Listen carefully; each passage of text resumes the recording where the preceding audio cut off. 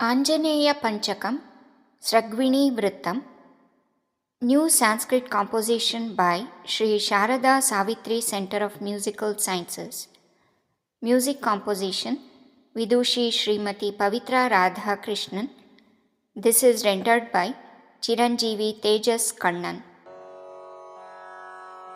अञ्जनागर्भसम्भूतमार्तप्रियं रामदूतं कपिश्रेष्ठमोजस्विनं रामभक्तं स्थिरब्रह्मचर्योत्सुकम् आञ्जनेयं भजे रामचन्द्रप्रियं लक्ष्मणप्राणदातारमिष्टप्रदं सर्वलोकार्चितं सर्वसिद्धिप्रदं राघवोपासकं भीमसेनाग्रजम् आञ्जनेयं भजे रामचन्द्रप्रियं सर्वभक्ताश्रयं नित्यसौख्यप्रदं वज्रकायं महावीरमाढ्यं प्रभुं वायुपुत्रं कविं रामगानोत्सुकम् आञ्जनेयं भजे रामचन्द्रप्रियं सर्वशक्तिप्रदं